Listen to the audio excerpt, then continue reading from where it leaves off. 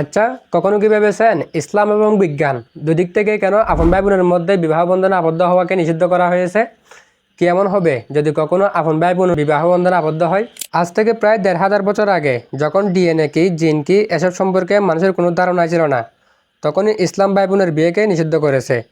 আর আজকের বিজ্ঞান আমাদের বলছে খুব কাছের রক্তের মানুষের মধ্যে বিয়ে হলে তাদের সন্তানদের কিছু বংশগত রোগে আক্রান্ত হওয়ার ঝুঁকি সাধারণের তুলনায় বেশি হতে পারে। তাহলে প্রশ্ন হচ্ছে, ইসলামের নিষেধাজ্ঞার সঙ্গে বিজ্ঞানের সাথে কি কোনো সম্পর্ক আছে? আর আসলে আপন ভাই বোনের মধ্যে বিয়ে হলে শরীরের ভেতরে কি ধরনের সমস্যা তৈরি হতে পারে? চলুন বিষয়টাকে সহজভাবে দেখে নেওয়া যাক। প্রথমে একটা বিষয় পরিষ্কার করে নিই, ইসলামে আপন সহোদর ভাই বোনের মধ্যে বিয়ে করা সম্পূর্ণ হারাম। অর্থাৎ একজন মুসলমানের জন্য নিজের ভাই বোনকে বিয়ে করার কোনো সুযোগ নেই। এখন আসি বিজ্ঞানের কথায়। বিষয়টা বুঝতে আমাদের খুব কঠিন কিছু জানার দরকার নেই। আমাদের শরীর তৈরি ও পরিচালনার জন্য শরীরের ভেতরে এক ধরনের তত্ত্ব থাকে। এই তত্ত্বকে আপনি সহজভাবে শরীরের নির্দেশনা হিসেবে ভাবতে পারেন। এই নির্দেশনার একটা বড় অংশ আমরা বাবার কাছ থেকে পাই, আর একটা অংশ পাই মায়ের কাছ থেকে। যে অংশগুলো আমরা বাবা মায়ের কাছ থেকে পাই সেই অংশগুলোকে বলা হয় জিন। জিনের কথা শুনে কেউ ভাববেন না ভাই বোনের বিয়ের মধ্যে জিনের কোনো কাহিনী আছে। আমি যে জিনের কথা বলতেছি সেটা হচ্ছে ডিএনএ এর জিন। এই জিন কাউকে ভয় দেখায় না, বরং আপনার শরীরে বিভিন্ন বৈশিষ্ট্য বহন করে। এখন ধরুন একজন মানুষের শরীরে এমন একটা সমস্যা তৈরি করতে পারে এমন জিন আছে, কিন্তু সেটা তার নিজের শরীরে কোনো রোগ তৈরি করছে না, কারণ সেই সমস্যার জন্য একই ধরনের আরেকটি জিনও দরকার। বিষয়টা আরও সহজ করে বলি, ধরুন একটা নির্দিষ্ট রোগের জন্য বাবা ও মা দুজনের কাছে একই ধরনের ক্ষতিকর জিন আছে। তারা নিজেরা হয়তো সুস্থ, কিন্তু তাদের সন্তানের ক্ষেত্রে বাবা মা দুজনের কাছ থেকে সে একই জিন চলে এলে সমস্যা দেখা দিতে পারে, অর্থাৎ সন্তান সেই রোগ আক্রান্ত হতে পারে। এখন প্রশ্ন হচ্ছে, ভাই বোনের ক্ষেত্রে কেন এই ঝুঁকি সবচেয়ে বেশি? কারণ ভাই বোন হচ্ছে একই বাবা মায়ের সন্তান। তাদের শরীরে অনেক জিনগত বৈশিষ্ট্য একই জায়গা থেকে এসেছে, তাই বাবা মায়ের কাছ থেকে পাওয়া কোনো ক্ষতিকর জিন যদি পরিবারের মধ্যে থাকে, সেটা ভাই বোন দুজনের মধ্যে থাকার সম্ভাবনা সাধারণ মানুষের তুলনায় বেশি।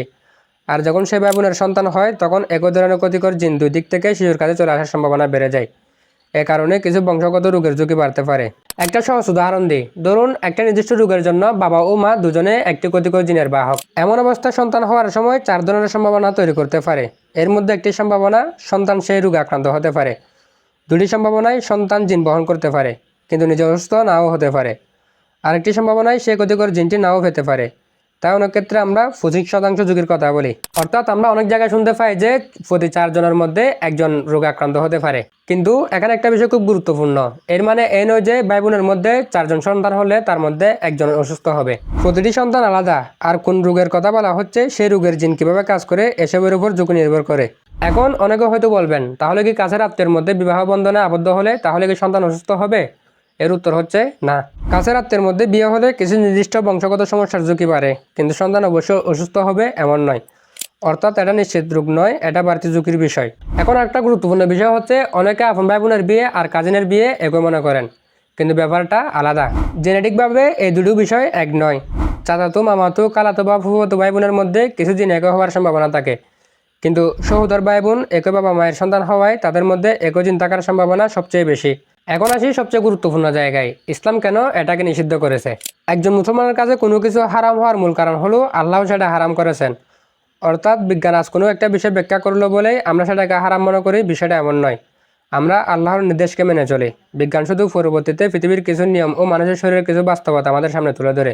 এখানে আমরা একটা বিষয় দেখতে পাই, ইসলাম বহু শতাব্দী আগে ভাই বোনের বিয়ে নিষিদ্ধ করেছে, আর আধুনিক বিজ্ঞান আমাদের দেখাচ্ছে খুব কাছের রক্ত সম্পর্কের মধ্যে সন্তান হলে কিছু বংশগত রোগের ঝুঁকি বেড়ে যেতে পারে।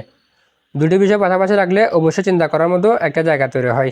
আজ আমরা ডিএনএ নিয়ে গবেষণা করছি, জিন নিয়ে গবেষণা করছি, মানুষের শরীর নিয়ে নতুন নতুন তথ্য আবিষ্কার করছি, কিন্তু আল্লাহ মানুষকে সৃষ্টি করেছেন, তাই একজন মুসলমানের কাছে আল্লাহর নির্দেশ মানার জন্য প্রত্যেকটি বিধানের বৈজ্ঞানিক ব্যাখ্যা জানা বাধ্যতামূলক নয়। তাহলে আজকের ভিডিওর মাধ্যমে আমরা কি বুঝতে পারলাম? ইসলামে ভাই বোনের মধ্যে বিয়ে করা সম্পূর্ণ হারাম। আর বিজ্ঞানের দৃষ্টিতে খুব কাছের রক্তের মানুষের মধ্যে সন্তান হলে কিছু বংশগত রোগের ঝুঁকি সাধারণ তুলনায় বাড়তে পারে। তবে এর অর্থ এই নয় যে এমন সম্পর্কে জন্ম নেওয়া প্রতিটি সন্তান অসুস্থ হবে। বিষয়টা হলো ঝুঁকি বেড়ে যায়। আপনি কি আপন ভাই বোনের মধ্যে বিয়ের সম্পর্কে এই বিষয়টি আগে থেকে জানতেন? না জেনে থাকলে কমেন্টে জানাতে পারেন।